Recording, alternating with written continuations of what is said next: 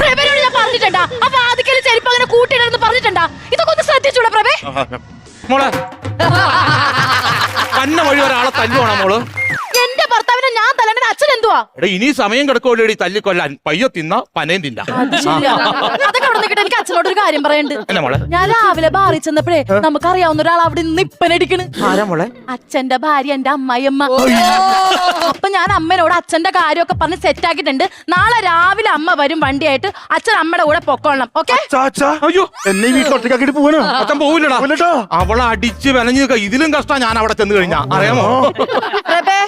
ജോലിയൊക്കെ കഴിഞ്ഞായിരുന്നോ? കുറച്ച് പണി കൂടി ബാക്കി ഉണ്ടായിരുന്നു. അതൊക്കെ ഇനി അച്ഛൻ ചെയ്തോളും. നീ റൂമിലേക്ക് വാങ്ങാ. ചോരില്ലാത്ത വർത്താനല്ലേ പറഞ്ഞത്? 24 മണിക്കൂർ മനുഷ്യൻ പണിയെടുത്തോടെ നടുഒടിഞ്ഞിരിക്കുകയാണ്. ഒന്ന് നടു നിവർത്താന്ന് കരുതിയപ്പോ പറയണം അങ്ങോട്ട് വരാനായിട്ട്. അപ്പൊ ഇന്ന് എന്റെ ഉറക്കം പോയി.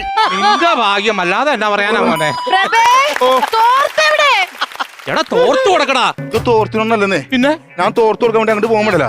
അവള് റൂമിന്റെ വാതിലല്ലേ അതിന്റെ അവിടെ ഒളിച്ചിരിക്കും. ഞാൻ റൂമിൽ കയറി കഴിയുമ്പോ പുറകെ കൂടെ വന്നിട്ട് ഇങ്ങനെ നിന്റെ അമ്മേനെ പോലെ തന്നെ ഇതൊരു തോർത്ത്. നിന്റെ അമ്മക്ക് ഞാൻ എത്ര തോർത്ത് കൊടുത്താന്നറിയാമോ? അതിലൊരു തോർത്താണ് നീ. ഞാനോ? ഈറത്തോർത്ത്.